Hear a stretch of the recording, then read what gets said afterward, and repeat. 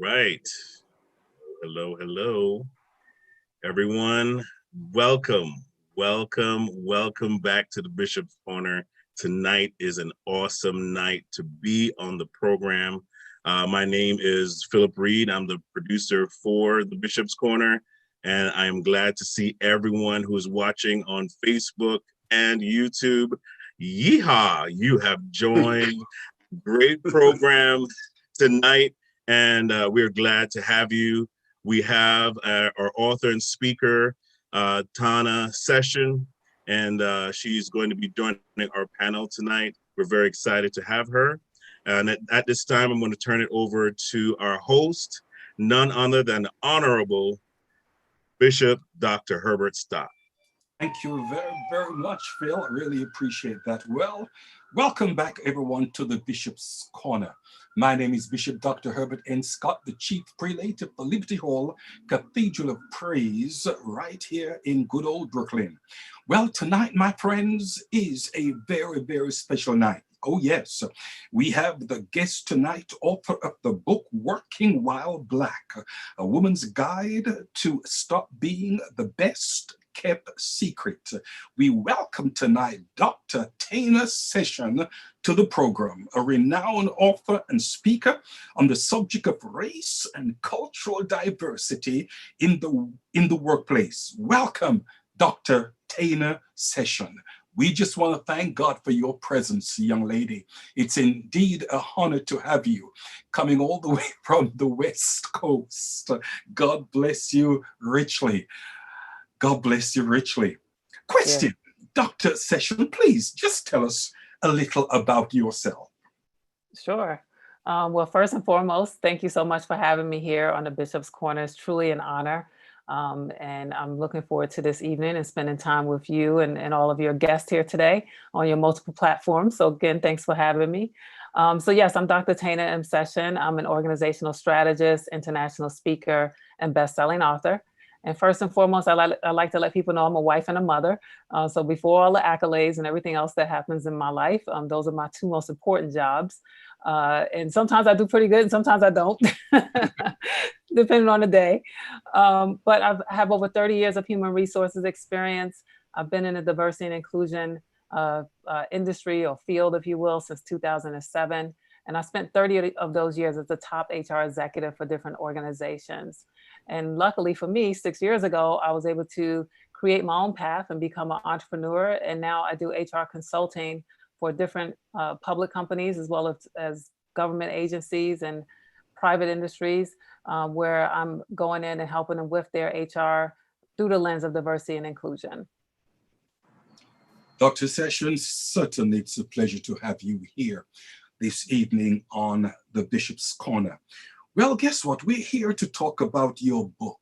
Oh yes, Working While Black, a woman's guide to stop being the best kept secret. Dr. Session, what really inspired you to write on this particular subject? Well, a couple of things, really. I had someone that really pushed me in this direction. So I've written books before. This is my fourth book, but I never wrote one that was as transparent and authentic as this one.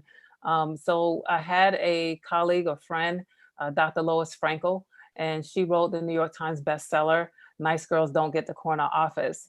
And I was sitting on her board of her nonprofit, and she said, Tana, you know, I have a lot of Black women that come when I do speaking engagements about my books, and they oftentimes are asking me for advice on how to handle certain situations. And a lot of these I've never faced before because first and foremost, I'm not a Black woman. And she said, based on your background and your experience, especially the fact that you've been, you know, the head of HR for different organizations, I can only imagine that you probably have a story to tell that can help address some of those issues that they've come to me with. And so she challenged me to write it. And I actually took people on a journey of my experience in corporate America, especially as I got into the leadership roles where I was the only Black woman. I was the only one who looked like me, sometimes the only woman sitting around the table. And it wasn't always a friendly experience. It wasn't what I thought it would be when I got there. You know, as they say, it's very lonely at the top.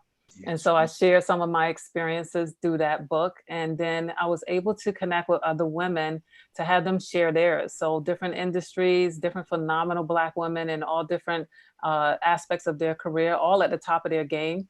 But what I found out was that we all experience a lot of the same issues.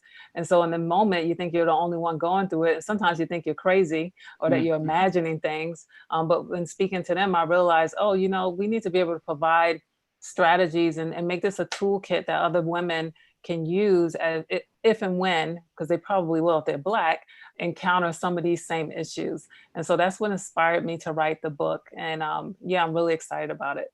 Okay, thank you very much. Well put indeed. Dr. Session, what are some of the obstacles you find in corporations as it pertains to minorities or African Americans? Yeah. So first and foremost, I would have to say that it starts really from the recruiting process, right? So having hiring managers that either have a bias, whether unconscious or implicit, about who they think is the right person for the role. So that's where it really starts. And I go even further to say, oftentimes it even starts with the actual job descriptions, because sometimes there's language in there that is not, that doesn't lead someone like me to think that either that's an organization for me or that I qualify for that position, because they put so many requirements within the job description. And then once you get in the job, if you're lucky enough, the system itself is not set up for you to succeed. So you don't have the same support systems, you don't have mentors, you don't have sponsors. And then you reach a wall or a plateau where you end up not being able to grow your career as quickly or as swiftly as others that don't look like you. So Mhm. that's what I've experienced as, being the head of HR as well as my own career path. Okay, beautiful. Question. After a reader has completed reading your book, what would you like them to take away?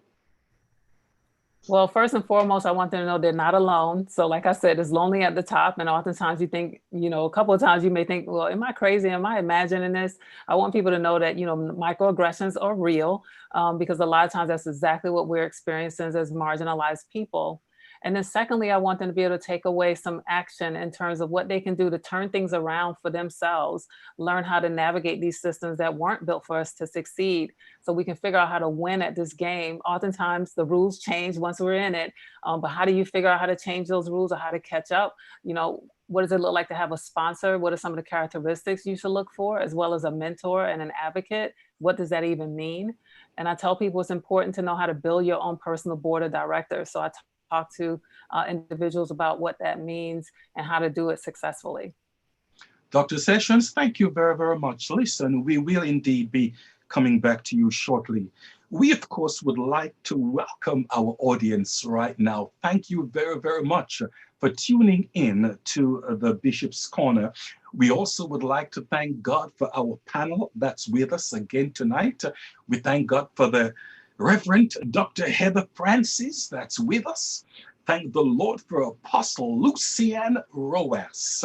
Thank the Lord for Bishop Neville Wollaston and also Pastor Richard Mackenzie. So glad to have you all here with us tonight. We are on the subject of racism in the workplace. And as we have been discussing this subject of racism, question, how are we to address this issue when we are confronted with it? I want to put this question, first of all, to our panel. We'll start with Reverend Dr. Heather Francis and then over to the Apostle. Well, first of all, good evening, everyone. It's so good to be back in the Bishop's Corner again. I look forward to this session every week. I look forward to interacting with all of you. It is a tremendous blessing. Particularly, I want to give God thanks for our Dr. Session for coming on. She's such an accomplished woman of God that I really just give God thanks for her. In response to your question, how do we address it? I want to just go back or revisit an experience that I had, particularly in corporate America. Many years ago, I worked for a Fortune 500 company, and I had gotten to the place in my life that I achieved a great deal of knowledge and experience in finance.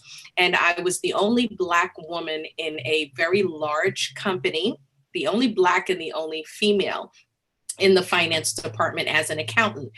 And it came time for my review. And the young man who sat me down to do my review, he wasn't the original person that hired me. He actually inherited the position. He sat down with me in the room, and as he pulls out the paper and we're about to go over my progress, he looks at me and he says, you know, if I was here when you were hired, you would not have gotten the job because I don't hire roaches. And so he was referring to me as a roach, meaning a Black person, not particularly a woman, but a Black person. But on top of that, here I am, a Black woman. And I believe that we experience the greatest variety of microaggressions in corporate America. As Dr. Sessions said, 40% of Black women are questioned with their judgment as compared to 36% in white women and 27% in Black men. That's a fun fact. It means that when I did my work, I presented it with a spirit of excellence, meaning that when I submitted my spreadsheets, my financial spreadsheets, I checked my numbers over and over and over again to ensure that whatever I was presenting, there were no questions by my male counterparts, and let alone my white male counterparts. So I was on top of my game. I made sure that I crossed every T, I dotted every I did exactly what was expected of me and even exceeded that. I was salaried, so therefore I put in the extra hours to accomplish my job. And I made sure that if I had to be there from 9 to 5, I was there from 7 to 7. So I put my time in just to make sure that no one had anything negative to say about me. And so I'm sitting there in front of this manager who's telling me that he wouldn't have hired me because I'm a roach. And immediately I became very offended. And of course, my response was to walk away. So I got up, I walked out, and I immediately went to the human resources department. And there was one young lady in there that was a sister, an African-American sister. She wasn't the head, but she was second in line under the manager. And so I thought, if anybody's going to have my back, this young lady is going to have my back. And so I go to her, I tell her what happens, because that's the protocol that we should follow in corporate America, right? If you experience racism, you should address it. So you go to human resources, you go to the system that has been put in place so that you can voice your grievance. And so I told her what happened. Of course, I was a bit angry, emotional at the same time, because this is my livelihood. At the time, I was a single woman. I'm paying my, I have to pay my bills. I have to pay my car payment, my insurance. I have bills to pay, but I'm not going to be belittled by anyone by any means, none at all. And so she looked at me, and after I calmed down, she said to me, I understand, I feel you, I empathize with you. I'm really sorry about what happened to you. But my suggestion to you is for you to go back. You have an excellent job. You're making really good money. You're in a great position. And so I have to tell you what that felt like. It felt as if I was being granted a privilege of being in this social club or this arena of men that work in this environment. And despite my education, despite my achievements, despite my experience, despite my training, I was being told that I need to shut up and go back to my office, apologize, and get back to work. So to answer the question, how do we address it? You speak out. But what do you do when your voice is not being heard, or you're in an environment where they're not going to help you because they themselves are in fear of whatever the repercussions may be? So personally, I believe that you should address it, but there is a problem, because with me, I had to walk away. I gave my resignation and I walked away because I never felt so Black before, if I can use that terminology. And in that position, I never felt Black, Dr. Sessions, but at that moment, I felt Black. And so I said, no, I've never been made to feel like that before. So my response was fight or flight. Yeah, I fought, but guess what? I'm going to get out of here for my sanity. So I left. Dr. Heather Francis, question. Now, I tend to know your temperament. Yes, you do. How did you feel when someone called you a cockroach? Can I be honest, guys? Be honest. Be honest. I was pissed off. I was angry. I'm gonna keep it real. I was not thinking about Jesus. Okay. I was very, very upset. And literally I even got payback. I'm going to be honest with you, Bishop. If it was now, I would not have done it, but you have to think back. I mean, this is back when I was like, maybe, I don't know, 23, 24, around that age. And of course, that's, more than 25 years ago. So of course I wouldn't do it now, but you know what I did? I was actually so angry about it that I sat and thought about retaliation. I wouldn't do that now, guys, I don't recommend it, but I was I'm going to be honest. Listen, we want to be real on this show. We want to be real. So Bishop, you know me, I was really angry, and I had acquired, what do you call it? The little, guys, help me. What is that? The little stick that you put in the drive. Yeah, thumb drive. Yeah, the thumb drive. So I was responsible for doing the bank reconciliations for 124 stores. At the time, I had 122 complete, and I had 2 more. And I was responsible for coming up with the policies and the procedures and how to actually go about doing it for the loss and prevention department. And so it had never been done before of the history of the company. No one actually came out with a manual on how to do it. So they asked me to do it. So from the first day I started, I was there for about 7 years, and I was there for a long time. And so I did it. I started there when I was young, and I worked my way up, and I was really proud of what I had achieved. And for this man to look at me, beautiful black me, and tell me I'm a roach. What? I said, you know what? When I was done, Bishop, with that thumb drive and my complete manual, it was over 100 and something pages. I had it all on the thumb drive. And the day I was leaving, the entire company, over 2,000 people, gave me a going away party. And he was the only person that did not come. And it was maybe 50 people were Black out of the entire 2,000 people. And he made sure he left a note on my desk that said, please make sure that you leave the thumb drive. I said, okay, no problem. And when I was ready to leave, Bishop, I took my briefcase, I took my papers, and I took my thumb drive. And that was my payback, because I was angry, and that was my way of getting back. So I was upset, Bishop. I'm not even going to lie. Listen, we thank God that at that time the rapture did not come. Thank you, Jesus. Thank you, Jesus. Apostle Roas, please weigh in that same question, sir. Would you please? Apostle Roas. Thank you, Bishop Scott. It's certainly an honor for me to be here tonight. We want to welcome Dr. Session and the panel. The workplace supposed to be a beautiful place. Some people, Bishop, would rather, we like to get paid for what we work, but some people would rather get less money and be in a place where they enjoy the workplace or where they love what they do. So it was Khalil Gibran, the Lebanese writer, who says that work is love made visible. Work is love made visible. And so when a man goes to work, you want to be respected, you want to be honored. You don't want your manhood to be challenged. Richard Branson, I think he's the CEO of Virgin Atlantic. He says, train people well enough so they can leave. Treat them well enough that they don't want to. I love work. Work is in the Bible. But working in a place that you're not treated based on performance, but on preference. And so in America, it's a problem. What's the population of Blacks in America? 14%, about 40 million. And there are only 3 Black CEOs of Fortune 500. In the history, there were 2 women, none at present. And I'm not just here to give you a bunch of statistics.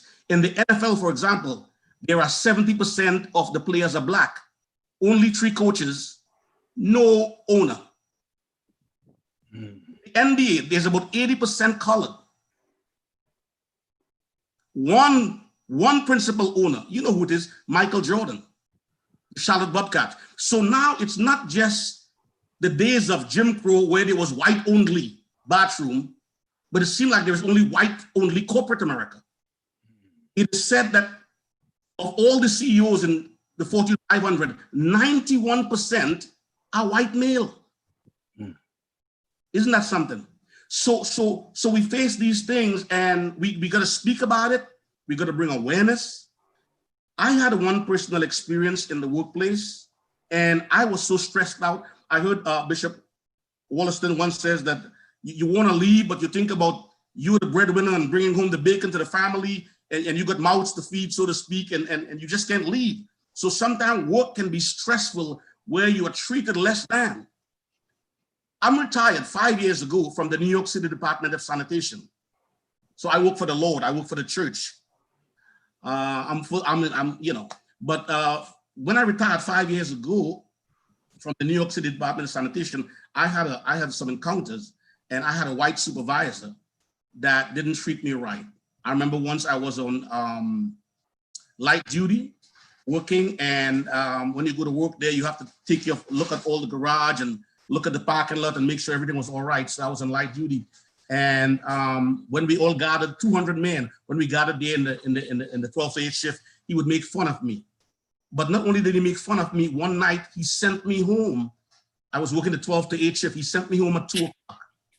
And then one day he had me out in the rain. I mean, he could have told me sit in the truck or sit in the car. So he was giving it to me. And when the guys, he was a very funny guy, but when the guys came together to work, he would tell them, at that time I was driving a BMW, a 7 Series. That was about 12, 13, 14 years ago. So what I'm saying is like, I'm not supposed to have a BMW.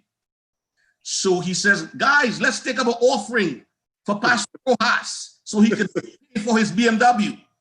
So I spoke to him about it, and he wasn't paying me no mind. So I was like a laughing stock. I said, I'm going to take care of this.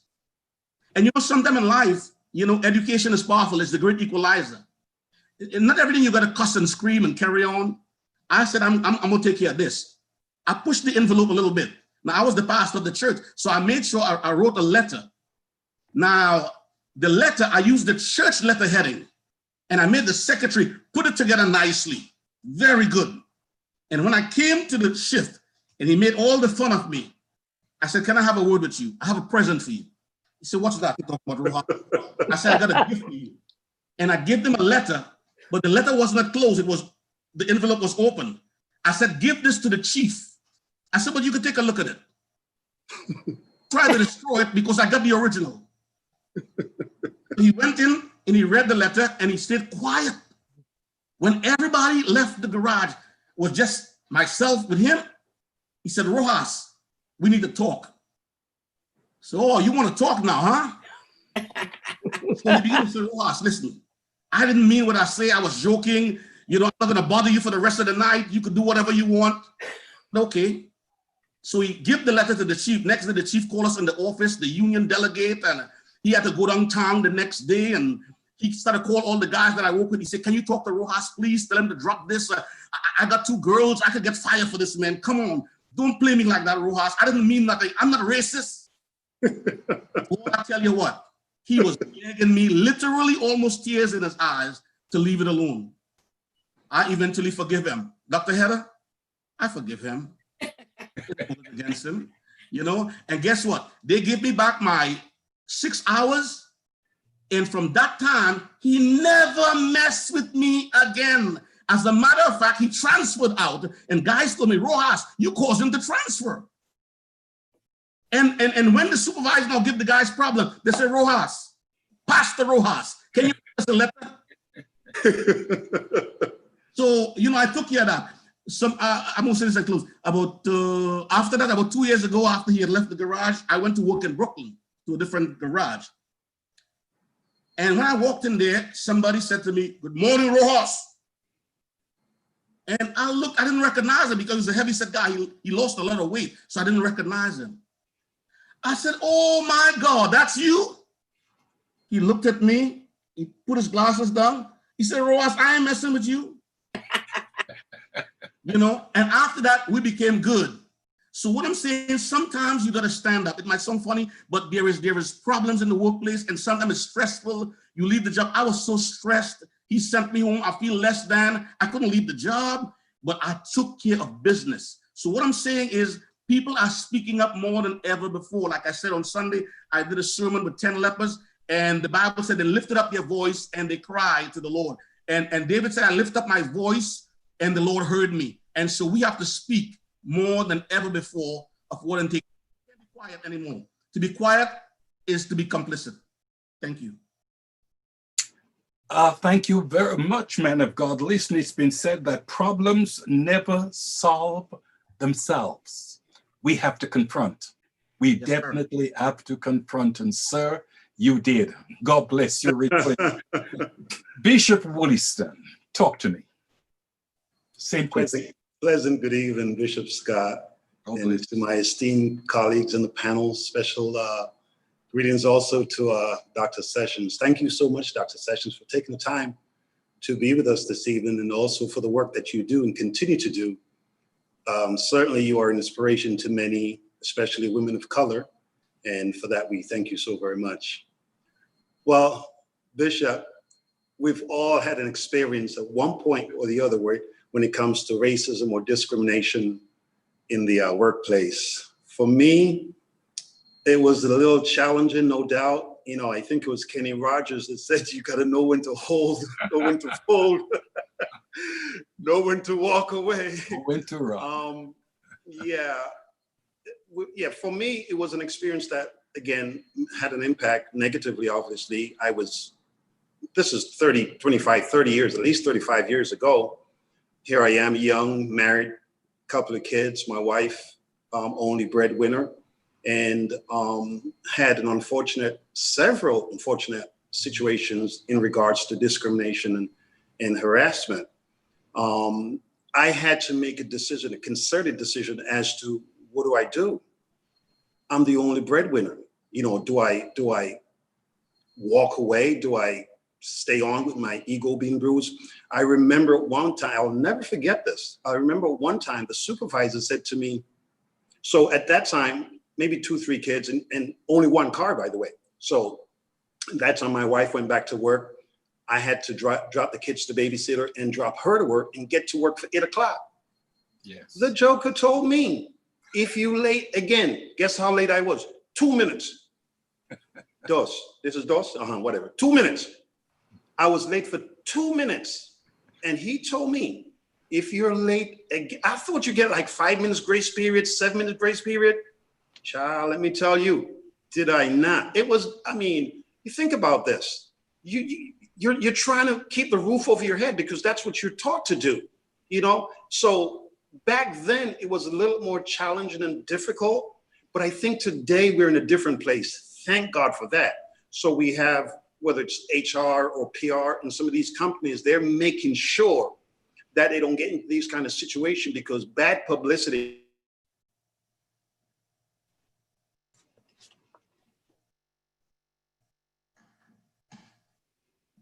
Freeze up. We lost you, doctor. Bishop froze. Further my education. Oh, there we go. I had to make sure, you know what? Let me get a plan here because this is just not working out for me at all. Yeah. So I had to further my education, up my game a little until I was comfortable enough to say, you know what? If I walk away from this today, I can walk into this tomorrow. If I can walk away from this, I'm good. So that's what I've done. But again, today it's a little different. It's a little bit more easier. Not to say the challenges aren't there. So my question, maybe Dr. Session can sometime in the panel on the program speak to the fact that the idea that what do you do? It's like I was stuck. 2-3 kids, 1 car, babysitter, and the whole 9. And you have to put up with the nonsense if you want to keep a roof over your head. So yeah, the challenges are great, but I'm thanking God that we're in a different day today. And we don't, not to say it's not here. Yes, right. It's there, but at least we have options. So I'm thankful for that. Okay, thank you very much, man of God. Okay, this time we'll be asking Pastor Richard McKenzie to weigh in. All right, good night, everyone. Bless you, Bishop Scott. Amen to the panel, to Dr. Session. God bless you. Thank you for being with us tonight. Amen. I enjoyed everything that everyone has to say. I'm going to be looking at it from two different standpoints: the standpoint of the employee and also the standpoint of the employer, because right now I'm actually in the place of the employer. So I want to make sure I touch that as well. So for employees, the first thing that I would say is know your rights. Know your rights. When you're hired, you're not just hired to be anybody's servant or slave. You have rights as well. There's something called the EEOC, which is the Equal Employment Opportunity Commission. And what they do is it's a federal agency that makes sure that federal laws are observed in the workplace. In other words, that the employer cannot discriminate against you for whatever reason. And not only that, but they also protect you that if you are supposed to go and complain or make a complaint, I should say, that the employer cannot retaliate against you, because that's one of the biggest issues that employees face. You know, the fear of, the fear of retaliation. It's the truth. And especially as Bishop Wollaston was just saying, you know, if you're not financially secure and you know that you have children, you have rent, you have all these things, the first thing that you think about is, if I lose this job, what's going to happen to me? What's going to happen to my family? And these are real things. These are real things. But there are agencies that have been created to protect us against such retaliation. Does it always work when we go to them? That's a different story. Because we heard Dr. Francis's testimony about what happened when she went to HR. You know, they're set up to help us, but not all the time do they actually help us. Second thing, as everyone has said already, speak up. Speak up. If something is happening to you, speak up. Listen, we've talked about racial discrimination and gender discrimination, but another discrimination that I specifically faced many moons ago was age discrimination. Especially when you're young in a workplace, they try to take advantage of you because they feel that you're naive. And especially, as I said to you guys, when you have a car, they send you here, there, and everywhere. I recalled, some years ago when I was like 18, 19, I was working at a specific place and I was promoted to be a store manager. I was the youngest store manager in that division. And guess what they did with me? They sent me to every store, Manhattan, Staten Island, Jersey, all over the place to clean up other people's mess. My mom used to hate it. My mom used to say, why you don't quit the job? Why you don't? But, you know, you're young, you have a sense of pride. You don't want to, you don't want your parents to think that you can't handle yourself. I know they're listening right now and I know I'm going to hear it. but, you don't want them, amen, to think that you can't handle yourself. So I went with it. And what happened was, the more time I spent in everybody else's store is the less time that I got to spend in my store. And then my store started to go under. And then all of a sudden it was time for DM visits. And I had to spend 48 hours consecutively in the store, facing and making sure that everything was right for the visit. Why? Because I was naive and I was young and I had bills to pay. So I did not want to speak up and they took advantage of me. So it is important. Listen, especially in 2020, you have a voice, speak up. Something going on, speak up about it. Next thing, contact HR. Sorry, Dr. Francis, but we should still contact HR. Even if it might not work out in our favor, we should make sure that we contact HR. And if some of you have unions, contact your union, speak to your union representative and tell them what's going on, but speak up. Now, as an employer, because right now my title is corporate manager of a dermatology practice right here in the New York City area. We're in every borough. As employers, we have to do our part as well. We've been talking about continue the conversation. It's in the workplace as well. If I'm a Black manager, I believe that it is my duty when I meet up with my colleagues, because we always have these dinners, these free dinners that we go to smooze one another.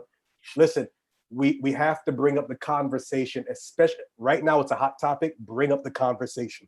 Not only that, training. There should be anti-racism training in the workplace. I just had to endure sexual harassment training a couple of months ago, where I had to learn that there's more than the two genders that I learned when I was a baby, which was male and female.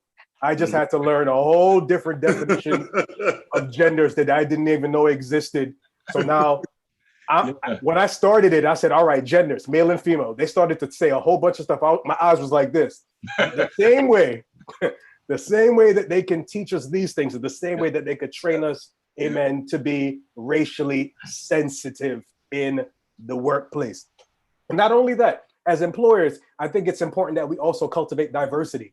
If you're putting teams together, don't just put all the Jamaicans together or all the Black people together or all the white people together. Come on, try to intermingle people so that they can get to know each other, that they can work together, because that helps to break up all the stereotypes. Because let's be honest, we all have these little stereotypes that we have in our heads about other races.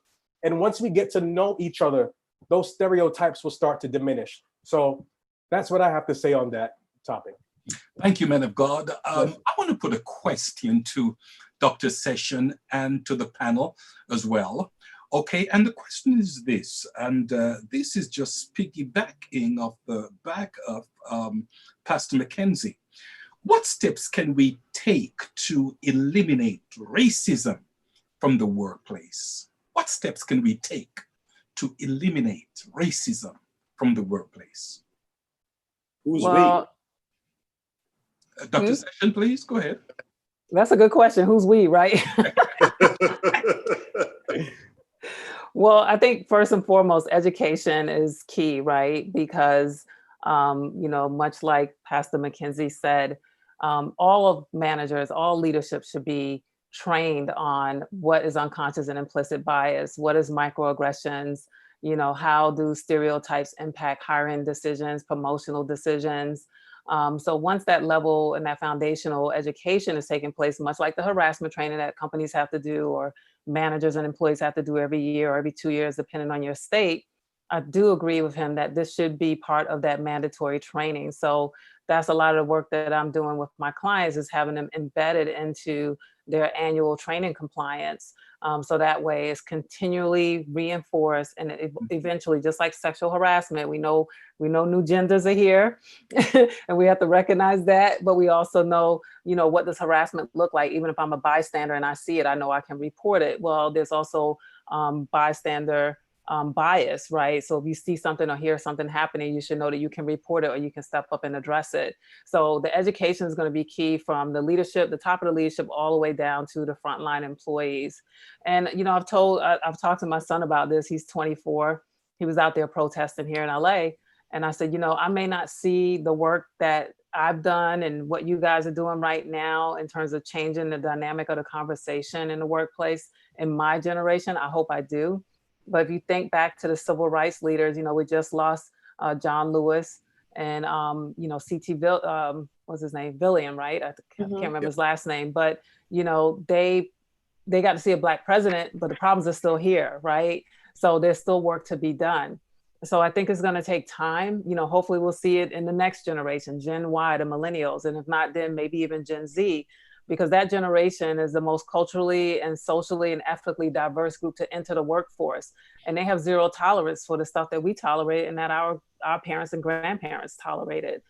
So I think that they're bringing a new voice to the table. That's going to start the conversation, is going to continue, and they're going to call things out, whether it's right there in the workplace or on social media. This whole cancel culture is being driven by them and the actions that they're taking right now. So they know the power of their voice. They see the impact of it pretty quickly. And you see a lot of companies have come up and apologized and addressed their issues. And, it's because this generation is forcing, pushing the envelope. So I think that's what's going to help with eliminating racism in the workplace. Now, we're going to have certain institutions, whether it's government agencies, because like I said, I do some work with them. They're going to be slower on the path, right? So they're going to be a little slower to drag along. But again, as this new workforce comes in, they're going to be forced to change. We had to change the way we do business because millennials started entering the workforce. That's why a lot of cubicle walls came down. You had open workspaces because they came in the workplace and they said, hey, we need to be part of a team. We need to have this interaction with each other. This is what we're used to. Companies bend it and they started doing open floor, workspaces and changing their benefits, offering pet benefits and stuff like that. So again, because they forced the conversation to change, that's what's going to take place. Bishop Williston, what steps do you think we can take to eliminate racism from the workplace? Well, again, I think what we're doing right now is having a conversation. We at least need to start there. I've always looked at it from the angle or from the perspective of who really benefits from racism in the workplace. Mm-hmm. Who really benefits? Definitely not me. If no one was benefiting from it, why are they still doing it? Why is it still going on? You know, when you talk about discrimination, racism against people of color, I was just wondering, and again, I'm not an expert, I was just wondering if, let's say, their desires to keep us at a certain pay grade so that we don't accumulate generational wealth.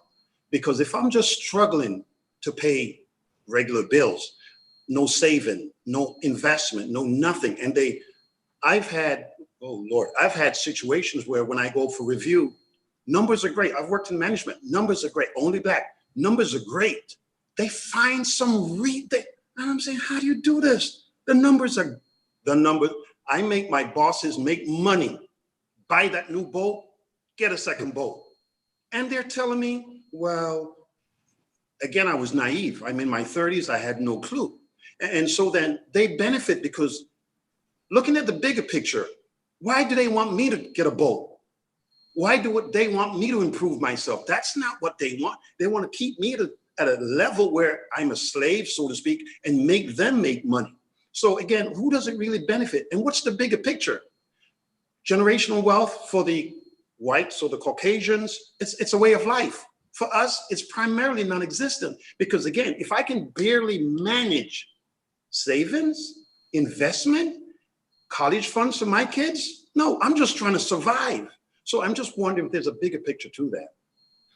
Mr. McKenzie, you touched on it, eliminating racism in your answer. But let's just stretch it a little further. What do you really, really think we can do to get rid of this thing in the workplace? Key word is rid. Word is rid. Lord have mercy. I think we've been having this conversation for about 400 years now, probably more. I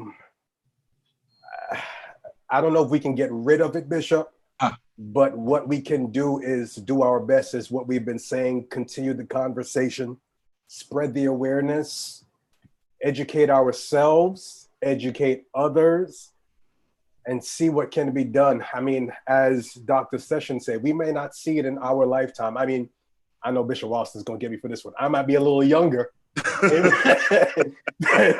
than some of you, amen. But I still don't know if I will see it in my lifetime. But we have to encourage our children to speak up, to do what they're doing, because if you can just touch one person, that person can touch another person, that person can touch another person. And eventually, even if we don't get rid of it, hopefully it'll get better. Okay, thank you much. Dr. Heather Francis. Well, honestly, Bishop, racism is a global issue, as we know. It's been going on for so many years, and the problem is many times it's being ignored. But the problem is staying silent. If you experience it, say something. If, make your voice heard, because people are listening and they will respond. How are they responding? Well, we're hearing about it. We heard about it from Dr. Session and also Pastor McKenzie. There are new things that are being implemented in the workplace that does make a difference. Also, we need to understand that our voice does matter. And I believe that even though we may have struggled, people like myself, we've struggled, but I still believe that we're successful because we've survived. We have survived these experiences. We're still here, that we can talk about it. And I particularly want to address Black women. I believe that Black women in leadership, whether it be in our organizations or in the community, in the workplace, if we don't have a voice, half the world is not being impacted. So I believe that we have to continue to have a voice. I believe that we need to continue to empower one another. What we're doing tonight is a great example of that. You know, we brought someone on the line who is an expert in that field. She's written not just one book, not just two books, not just three books, but she's written 4 books now on the matter. Number 1, Get Your Career Life in Order. Second book, The Little Book of Motivation and Inspiration. Third book, Inside the Revolving Door. And now she's pre-selling the 4th book, which is what we're talking about tonight, Working While Black, A Woman's Guide to Stop Being the Best Kept Secret. When we empower one another, when we encourage one another as minorities, as African Americans, as women, as people of color, when we promote each other, that is a part of breaking down those walls of separation and prejudice. So this is the beginning. As both of you have said, we may not be here when the complete result of what we're doing, you know, evolves or manifests, but this is a part of it. So if we can continue to do that, then guess what? That's success right there. And I believe that's a great part that we can do. Okay, thank you much. Apostle Roas. Oh, I'm a prisoner of hope. I believe.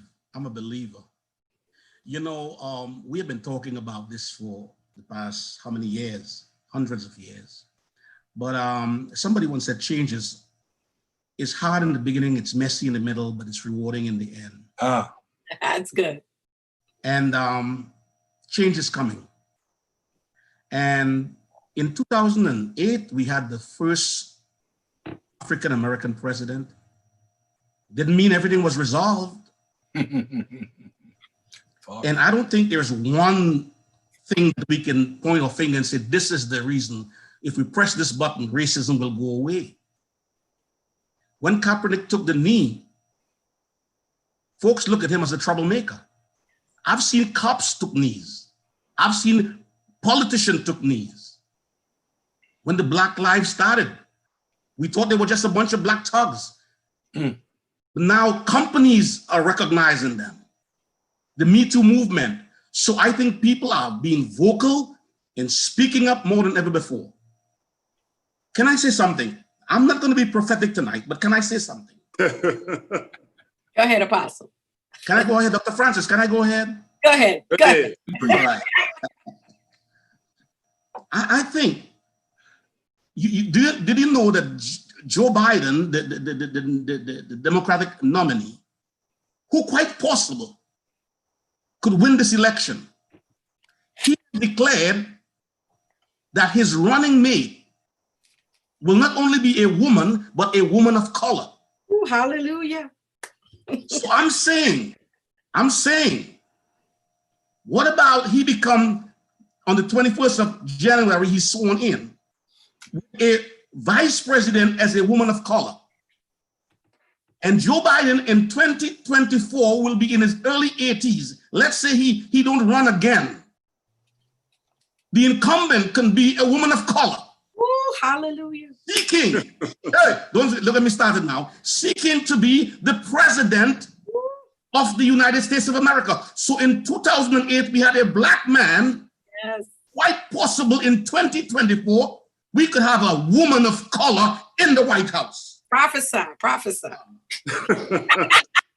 Well, listen, we black people built the White House, so there's nothing wrong with us. Time to change it. Time to change that name. Occupying the White I'll House. change the name. Now, one of the things I would like to say and say candidly is this, that black people did not create the problem of racism in the workplace.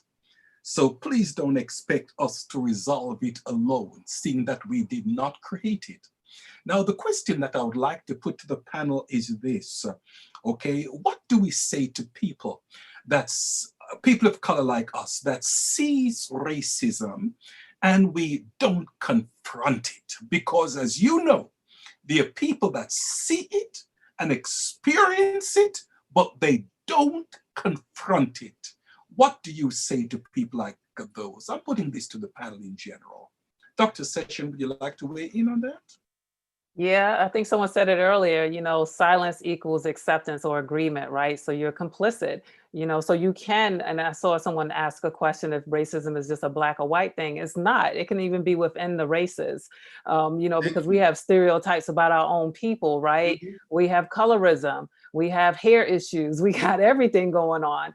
So I think if you're a person of color and you see someone else who's marginalized, that may not even be from your same ethnicity or your same gender, and you don't speak up, then you're just as guilty and complicit as the person who did it or who said it.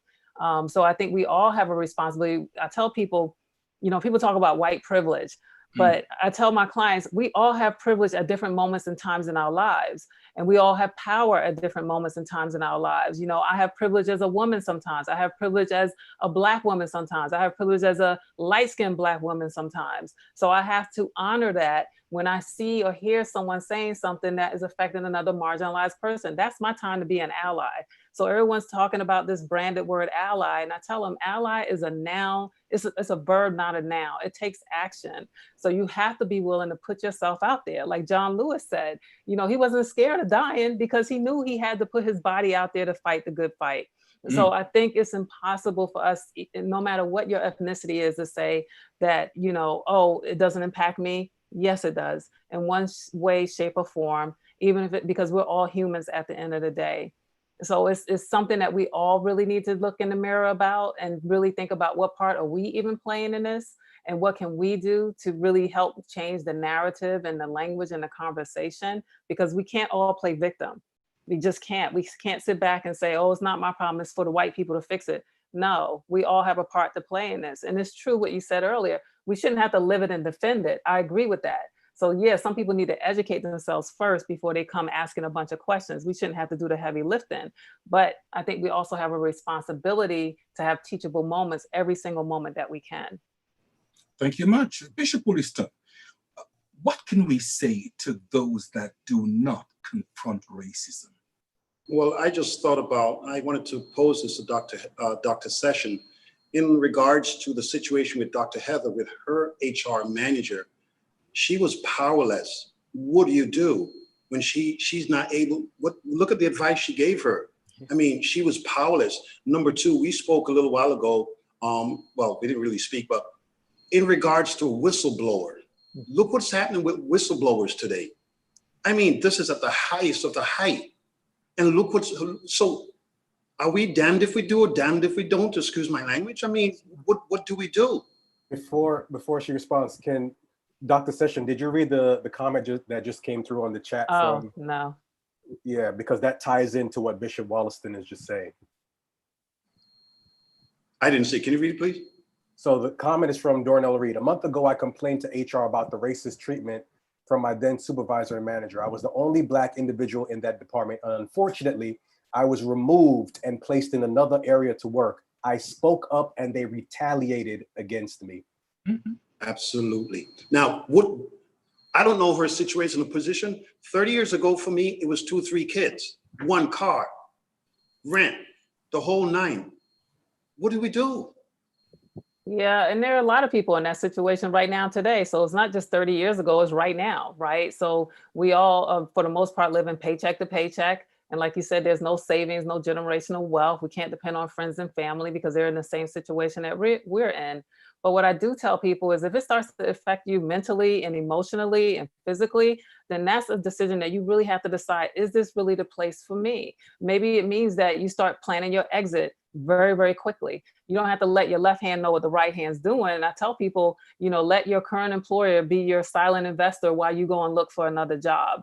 Now, in this market, it's a little more difficult because we are impacted by all of these companies not necessarily hiring. The ones that are usually the what they call frontline employees right now, right? So not everyone wants to do that type of work. I get it. But I think there's other ways for us to really think about planning our exit. You mentioned that you didn't have the degree or the education at the time as well. That's a lot of people in that same situation. But fortunately, right now, a lot of organizations are offering free certifications, and they're offering opportunities for people to learn new skills that's going to help them be successful in this new age that we're going into around technology, where a lot of the skills that people used in the past are starting to fade away because technology is taking their place. And so now we have to think about, I need to upskill. How do I do that? Well, you go and research and you find out what types of opportunities are out there that are minimal or no cost, because plenty of companies are doing it. And in particular for communities of color right now, they're throwing money at us. So I say take advantage of what's out there. And again, keep your job. Don't let them know what you're doing, but go out there and get as much education or certifications that you can that can help you transition and pivot to another job where you won't have those types of experiences. So I think, yeah, it's a tough decision. It's definitely a personal one, but at the end of the day, we all have a choice. I've been in some tough ones myself and making lots of money and decided it wasn't the right thing for me and I had to leave and left without any type of security blanket or anything to really land on. But at the end of the day, it all worked out. So sometimes our own fear is going to stop us from even being willing to take that chance to see what else is out there. And, you know, that's not to say you're not going to encounter problems at the next job. I most certainly did, but you learn how to navigate through that. And then you learn how to set yourself up for success going forward. I shared with you guys before. Dr. Sessions, the person that just made the comment in regards to the racist retaliation she's experiencing on her job, would you suggest that she further this with the EEOC? I would actually. I think if there's no one above the HR that she can go to, let's say whoever HR reports to, and nowadays, again, I don't know what industry she's in or what company she's in, a lot of companies are being a lot more sensitive about this because they don't want the negative PR. I think someone mentioned that too. So there is an opportunity now for us to have the voice that we didn't have before. And I say we should use it. So maybe that means writing a letter like, what is it, Apostle, I think Rojas said that he wrote. Yes. So perhaps you write a letter to the CEO and you let them know what happened. Now you want to make sure you dotting your I's and you crossing your T's, because if they come back and they go through your file and they find out that there was some other issues here, that's going to turn bad on you. I'm telling you that from an HR experience. So make sure your stuff is clean and clear, and then you take it to the next level. And if you still don't get results, then you go to the EEO, or maybe you do it in conjunction of, oh, and by the way, I want to let you know I filed a complaint with EEO. That's going to get a lot of people's attention, just like when Rojas did it on his job, right? Dr. Heather Francis, would you like to weigh in? What do we do to people, or what do we say to people that refuse to confront? Honestly, I agree with everything that's been said. If you're not saying anything, it just means that you agree with what's going on. It means you agree with everything that's happening. And how can you agree to injustice as a human being? I can't relate to that, especially people of color. So I believe that people of color, we need to stand together more. I said it before about empowerment. The greatest thing that we can do as a people is build one another up, build each other up. And the Bible even says that we should look at others and esteem them higher than ourselves. But do we really practice that? That's actually a great practice to do in life, because when you lift others up, you feel good about yourself. So why not do that when it comes to the workplace, when it comes to injustices? Talk about people who are being marginalized, especially Black women, because we have a double burden. We're marginalized based on our gender, based on our race and ethnicity. So it's like we get a double whammy when it comes to being marginalized in the workplace. And unfortunately, it has a domino effect. When you don't say something or help someone else who's going through, as women, we carry a burden of having the effects physically. We have higher level of stress, anxiety, depression.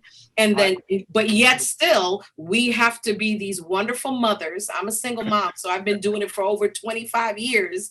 And then and if you're a wife, oh, you still have to be the wonderful, perfect wife on top of the stress and the anxiety. So overall, it affects all of us. When it comes right down to it, there's a lot of areas of your life, because then now your family life is being affected. So not saying something and not doing something is an injustice to each other. Apostle Roas. I think it was Benjamin Franklin who said an investment in education gives the best return. And going back to the word of God, it says, my people are destroyed for a lack of knowledge. And information is the greatest commodity on planet Earth. We need to be informed. As people of color, we can't just cuss and shout.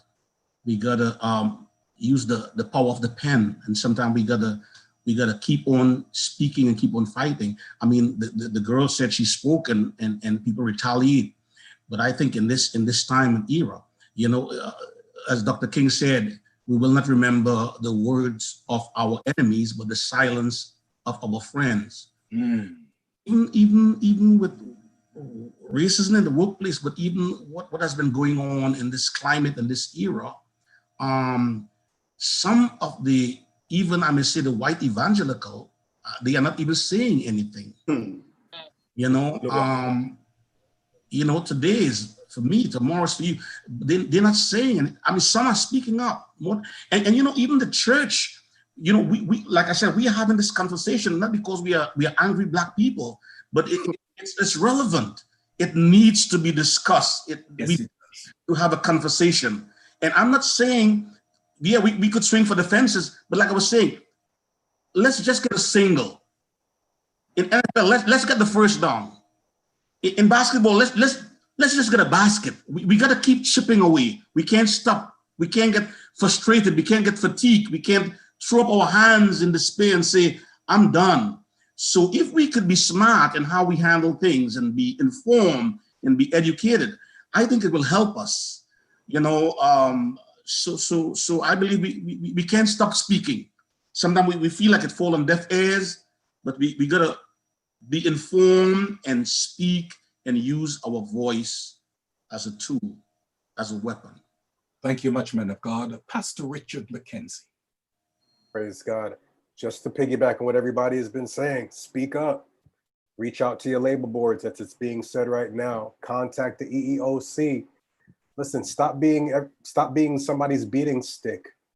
Especially right now, me personally, I look at it this way, that a lot of time we talk about physical abuse, but sometimes the mental and the verbal abuse and the emotional abuse outweighs the physical abuse at times. Like, can you imagine, as Dr. Francis says, not only that, but you are so overwhelmed with what's going on that you even go home and probably take it out on your family, you take it out on your wife, you take it out on your children, all because of what's happening. I can't live like that. I can't live like that. So if it gets to the point where it doesn't change, for me personally, I know it's time to leave, because listen, if one door closes, listen, we're a practical bunch, but we're also a church, we're also a faith believing bunch. If one door closes, I believe that God is going to open a better door for me. David said in his word, I was young and now I'm old, and I've never seen the righteous forsaken, nor his seed begging bread. I'm not saying that the one time something is done to you, just jump ship. I'm not saying that. Go through all your options. Do whatever you have to do. But if it is persistent, listen, you see this mind that I have? You see this heart that I have? I can't carry any extra heavy weight on me. I cannot. I have 4 children to come home to. I have a wife to come home to. I cannot come home and my head feeling like it's going to explode. No, not me, no way. If it's getting to that point, I believe that God will open another door for me. Pastor McKenzie, you have a wife, you have 4 children, and you're pastoring 2 locations, sir. Yes, you do have a lot on your plate. I want to put this question to the panel, and I'm going to ask Dr. Session, of course, to weigh on in. How can we create an environment of psychological safety in the workplace? Now, mark my words. How can we create an environment of psychological safety in the workplace? Because sometimes you can be at a place working, but honestly, your mind really isn't there. So how can we really create an environment of psychological safety in the workplace? Dr. Session, would you please? Well, I'm a firm believer in healthy boundaries. So again, much like Pastor McKenzie said, if this is a place that's impacting you emotionally, physically, you can't stop thinking about it in a negative way, that leads to trauma and post-traumatic stress syndrome. Again, I was a victim of that, and I thought I could change them. I could prove to them, I could work harder, faster, stronger than the next person, and they'll love me. Well, that's not necessarily what happened, right? I wore myself out to the extent of my own health, and it wasn't good. It wasn't healthy. So I think if we're experiencing something like that, again, it's time to have that healthy, honest conversation with yourself to say, is this really the place for me? I don't care how many years you've been there. I don't care how long it took for you to get to that position. There's another organization that will value you and what you bring to the table and probably pay you more. So, that's the part that like he said, it's about the faith, right? Like sometimes it's the side of a mustard seed, but you gotta believe in it and be willing to take that chance for yourself. You got to put yourself first, because at the end of the day, I'm telling you, I've sat around these tables with these executives for many, many years, and I still do it as a consultant. And at the bottom of the day, what matters to them is the mighty dollar, So yes, you may think they love you and they all know your name. But at the end of the day, when they have to cut costs, the only thing they see is a name on a piece of paper, and they're just going to slice right through it and keep on going without any emotional attachment to that. So just know that there is no loyalty in business. It's disheartening for some to hear that, but it's the reality of it. Yes, companies are now having a new awakening to their own conscious about, how they've treated employees in the past and what can they do about the ones they currently have and the ones that they eventually want to recruit. So there's a window of opportunity there for things to change. But until they do, to protect your own psychological welfare, you have to set those healthy boundaries and then know when enough is enough. Just walk out the door. Dr. Sessions, I'm 3 years away from retirement, getting the big full package. What do I do? Yeah, take a leave of absence. Don't quit. No, hypothetical, by the way. Yeah, but that's real. It's ways to work the system. Okay. I've seen people go out on FMLA. I've seen people go out on workers' comp to ride that wave to get them to that date, right? So they haven't been terminated. They're not, they haven't quit. They're still an employee. And at the end of the day, they still get, I've seen it done. And I'm like, what can we do with this employee? How can we get them off payroll? We can't. They're protected. So yeah. Use your options. Wow. Use your options. Oh man. Gotcha. Thank Dr. you. Heather Francis, how can we create an environment of psychological safety in the workplace? Honestly, Dr. Sessions hit the nail on the head. I also think that it would be great when you're looking for, this is mostly for the younger people, that when you're looking for a place of employment, that you try and see if you can research wherever you're looking to get employed, that they have programs, they have things that are put in place for your psychological or emotional health. I know I worked for quite a few companies in my lifetime, and very few of them had it, but they did have something in place. They had resource numbers, resource hotlines, and departments that you could call if you needed help or if you needed emotional problems, psychological problems. So there are things that are put in place in companies that can help you. But at the end of the day, you are your own, greatest advocate. You advocate for yourself. And so you have to be able to recognize and know when you're not being valued for your true worth. So you have to know what your self-worth is. And once you know what that is, like, listen, I've always been a self-advocate, and I believe that I'm not going to allow anyone or be in any environment that devalues me or what I know my worth is. So it's very personal. I believe that your psychological and emotional health, it is personal, and you need to take ownership of that and be responsible for your own self and know when to fold. Amen. Is there anyone else on the panel that would like to weigh in on that? Very quickly, Yes. from the employer's perspective, because again, I told you I am one. We have to approach things from a human standpoint. I know Dr. Session just said that, a lot of times when we have employees, we consider them as numbers and we just look at the monetary value. And it's true, sad, but it's true, especially during this crisis right now, when you're trying to cut costs because you can't manage your overhead. You look at people as unfortunately numbers, but I believe that as employers, we should listen to our employees. We should be empathetic. Like, I literally had an employee some months before the pandemic come to me, and she broke down. And I said, listen, just sit here, just talk. She had so much going on at home, so much going on with her baby father, so much going on with this one and that one. that she was literally at work but couldn't get anything done. I said, listen, if you need some time off, take some time off. I'm not going to fire you. I'm not going to let you go. You do what you have to do. You get your mental back together. And when you're ready to come back, you come back. Is every employer like me? And is every company like my company? No, unfortunately not. Unfortunately not. But if there are any employers listening, please just listen to your employees. They are human beings too. Please, they are. Dr. Session, I've had situations just like Pastor McKenzie's experience with the young lady. Again, this is 30, 35 years ago. I was told, keep your home business at home and we're here to work. Again, this was 35 years ago, 2, 3 kids. You stuck between a rock and a hard place. I know it's a different age right now, but my supervisors weren't as sympathetic as Pastor McKenzie say, okay, let's talk. No, keep your home business, because again, you are so correct. The money is bottom line. You make the numbers for them every month. And if you make 100,000 this month, you ain't making no 99 next month. It's got to be 110, up, higher. So the stress factor, I mean, it's unbelievable.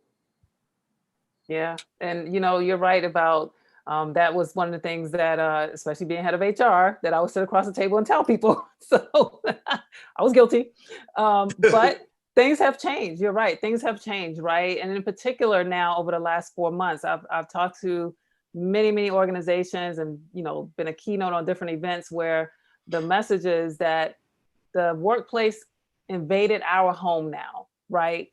We didn't invite work to our house. We didn't say, come on in and follow me 24/7, be here 7 days a week because of this pandemic, right? So a lot of people are working remotely. So that has really humanized the workplace in ways that it never has before. Where now managers are much more empathetic. They're much more flexible because they realize that, these people got a lot going on at home. They're starting to get a peek into it. I mean, you guys are getting a peek into my home right now, right? My husband's in the other room making noise. I had to tell him to close the door. Those types of things are happening all the time around the world. So a lot of the information that's coming out now is when and if we do go back to the workplace, it's gonna be different because we've met each other in ways we never have before. We had these barriers up about who we were when we walked through those doors from 8 to 6 or 9 to 5 or 10 to whatever. And now we come back to the workplace, that doesn't go away. You still know like what kind of pets I have, what my roommates look like, my spouse, my kids, what they act like when they're on camera. And now we have a different type of relationship.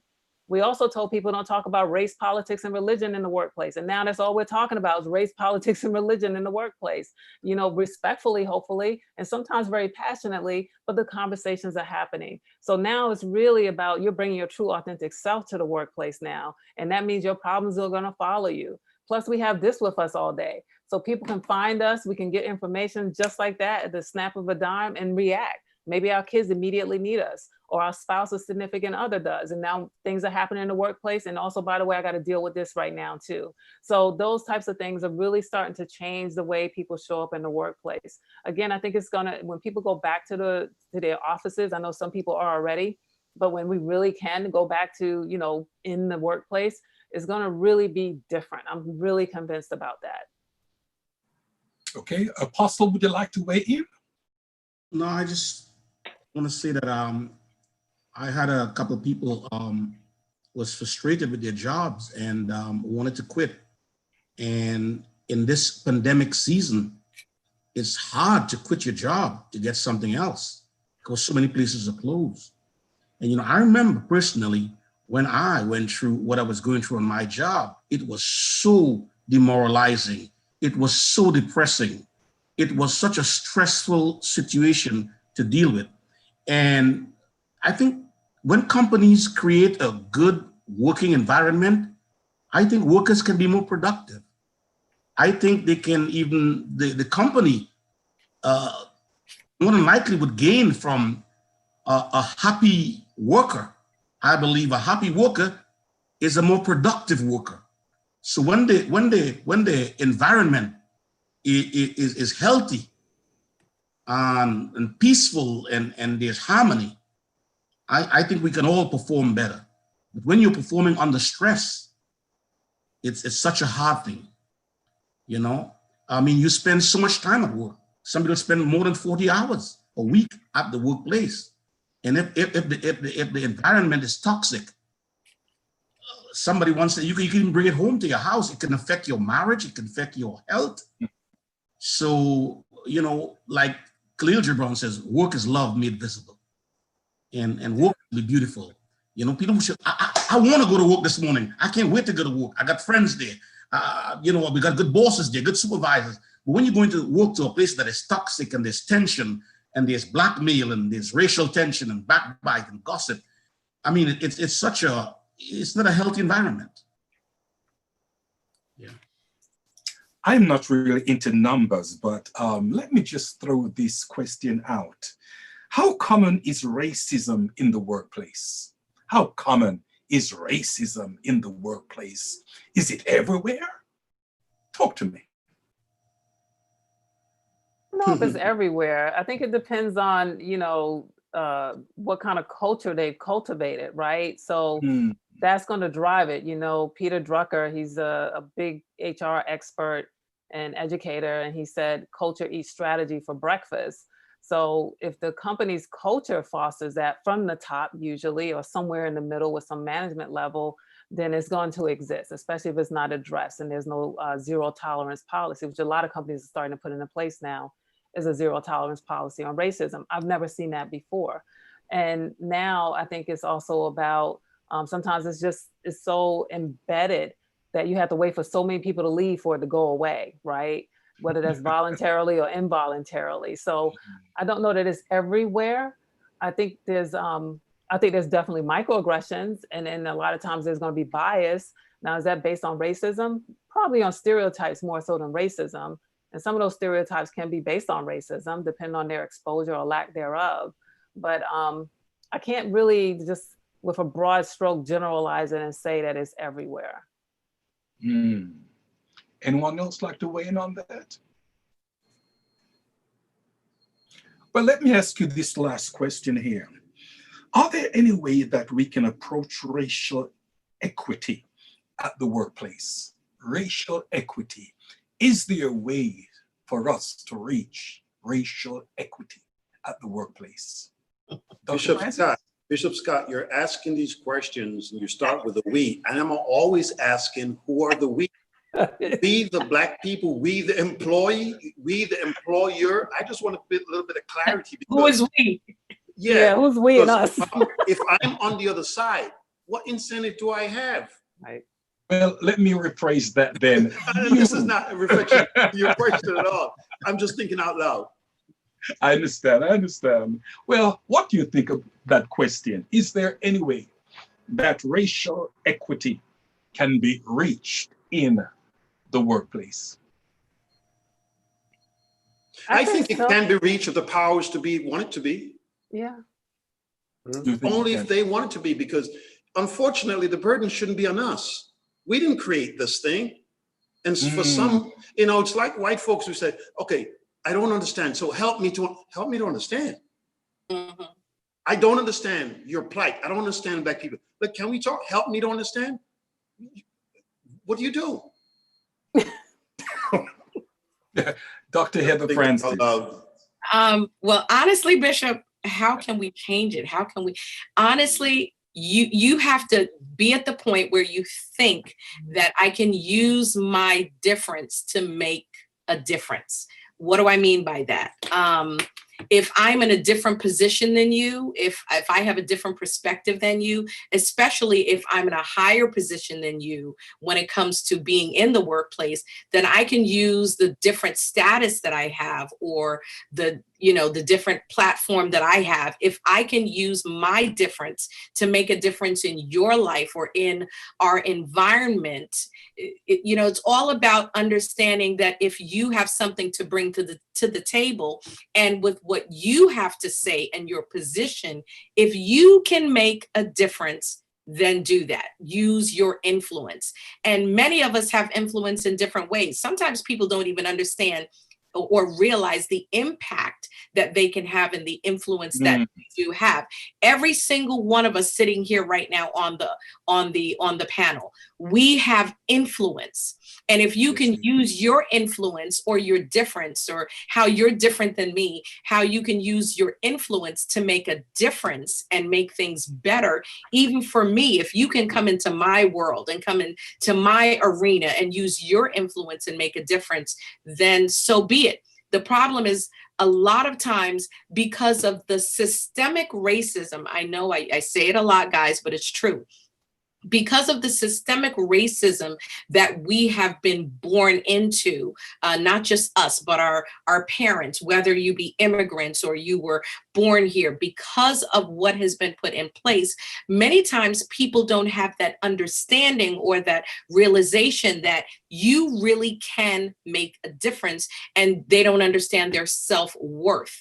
And we have to get to the place where we realize we've been beaten down so much. Let's be real about it. We have been beaten down so much that we have to continue to build your own self. You have to get your own pom-poms, be your own cheerleader. And, you know, it's nice when you can have someone believe in you. I think it's wonderful when people have support systems, or a husband or a wife, you know, someone who can be that helpmate and be that co-cheerleader. But what if you're like me and you got me, myself, and I, and thank God I got the Father, the Son, and the Holy Ghost. You have to know who you are and be confident in who God has created you to be, and understand that your voice can make a difference. And so I have to realize that I can use my difference to make a difference. And if we can all understand that concept and that belief system, we can all, you know, be party to it and help. Dr. Heather. Yes. Dr. Heather. Yes. I barely made it from Mexico, Guatemala, wherever. I just got here. Listen, I got this little job. It's a janitor position. That's the last thing I'm thinking about right now. I'm thinking about my peoples back home. I'm trying to make a little something to send back to them. I'm going to have to deal with what I have to deal with to make it happen. What do you say to that? Bishop, you are preaching to the choir. You're preaching to a woman who came from absolutely nothing. When my ex-husband left me, I had zero, zilch, nada, nothing. And I worked from having nothing, absolutely nothing, needing to find people to help me. I literally would reach out. This is where communities come in. And I know that a lot of people don't understand that the advantage to being a part of a church is great. Oh, yes. If you are not in a church, find you a church, honey. Because I was calling up church folks saying, listen, I have to go to work for 12 to 14 hours. I have a great opportunity to work my way up in this company, but I need someone to help me watch my children. I had strangers. Of course, you have to screen them. You have to know them. Use that wonderful gift of discernment. And yes, I struggled. There were times when me and my kids, I will never again eat another Vienna sausage in my life from the dollar store. Hello, somebody. But now I can go to the store and buy Red Lobster. I can go buy my own lobsters and eat them, cook them, and even go to the country where they're making the lobsters and breeding them. Somebody. Hallelujah. Don't you bet so. To work our way up. It was not easy. It was not easy, Bishop, but I did it. It's not impossible. What I'm saying is, when you have drive and you have ambition, and when you have a desire to have a better life and to get out of the little one room that I was in, and I was struggling, you know what got me out of that little place? Starving. Wow. Being hungry. I was hungry. I was poor. I felt destitute. There were times when I was hungry. I had no food to eat. And I said, this is not going to be my portion. This is not going to be the rest of my life. I'm getting out of this room. I'm getting out of this limitation, because this can't be all God has for me. There's got to be a better life. And I busted my butt. Yes, I struggled. I had to pinch pennies, eat from the dollar store. But guess what? I'm not eating from the dollar store no more. Thank you, Lord. Amen.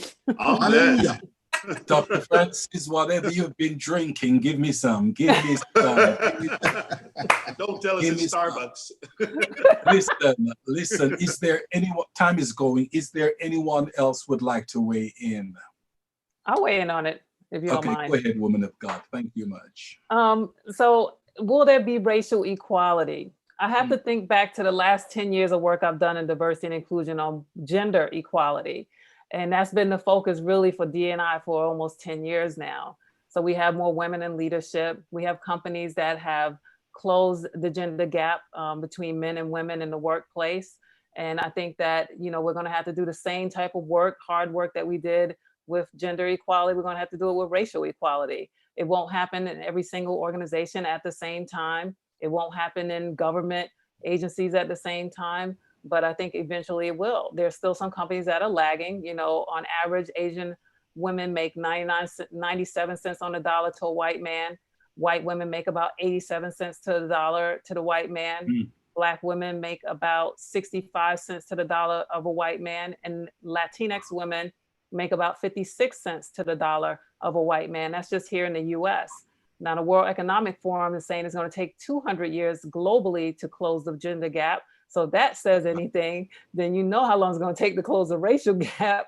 And that's why I said, I don't know if we're going to see it in our lifetime, but I give power to the next 2 generations and the one after that that's coming along that's going to continue carrying this torch and doing the work. I think this tolerance level is going to continue to minimize, just like it is with the gender gap, where the next generation is coming in and saying, no, we're going to talk about salary. We want to know how much my white male counterpart is making, and I'm doing the same work. I need to be paid the same amount of money, or explain to me why I'm not. So they're being bold in those conversations. We're going to have to be bold in those conversations about the racial equality as well. Dr. Tana session, thank you very, very much for that. Listen, time is of the essence and it's time for us to close. But I'm going to give each one on the panel, starting with Dr. Heather Francis, then over to Bishop Williston, then to the Apostle, and then to Pastor Richard McKenzie. Last but not least, Dr. Tana session, closing remarks. Dr. Heather Francis, you've got 30 seconds. Amen. We are in a different season. We're in a different world now. The world is revolving. It is changing every day. I implore you to change your mind's view, change your vision view of yourself, your situation, and life. And as long as you can believe it, you can achieve it. God bless you. Thank you much. I'd like to, if possible, have my remark in the form of a question, and that's to Dr. Sessions, if and when she's able to. So the question is, well, here's one of her statements. Change small and change often. If you can, when you get your opportunity, elaborate on that. I'll be more than happy. And thank you again for taking the time to be with us. Apostle? Well, I just want to say thank God tonight. It was a beautiful session. I enjoy every bit of it. And it's just so important to address the issues. I don't think one conversation is going to change everything, but we got to be aware and conscious of it and talk about it and let our voices be made heard. Thank you. Pastor Richard McKenzie. Very quick. Speak up, know your worth, know your God, and let's create change. God bless. Dr. Session, it's all up to you. Okay, so I'll respond real quick. So change, much like Apostle Rojas said, is hard in the beginning, messy in the middle, and worth it in the end. And it takes little bite size. Sometimes you got to take baby steps to see the change. We have to constantly evolve, because what got you there won't keep you there. And that's one of the things that I tell my clients and people are looking for new jobs and new promotions, is that, yeah, you did a great job up to now. Now it's time to really stretch yourself to the next level. So that's where change often and change. Yeah, exactly. That's why it's so important to just keep that in mind. Thank you. Dr. Sessions, thank you very much. Panel, thank you very much. A job well done. I just want to take time right now just to promote our t-shirt that we have. Oh yes, our t-shirt, and that is so important. The Bishop's Corner t-shirt. Oh yes, it's on sale now. You can go to philippreed.org. philippreed.org. org. Okay, and that is so important. The next time we meet, I'm hoping that we'll all be wearing that t-shirt. Well, I just want to thank the panel tonight for a job well done, and Dr. Tana session. We just want to say thank you very, very much for coming on tonight and being such a blessing. Now, I know you can't hear this, but can we just put our hands together for her and give God a great God bless you for her presence tonight. Thank you very, very much. We also want to thank Phoenix National Business Group, amen, for a job well done. This program will be online every Thursday evening from 8 until 9:30. Our goal is to empower you to prosper even as your soul prospereth. God bless you all. And I just want to thank God for Philip Reed, who is the producer, who does a fantastic job. He is worth his weight in gold. Come on, put your hands together for Master Philip Reed. We thank God for him. Listen, God bless you from the Bishop's Corner. Looking forward to see you next week, same time. God bless you.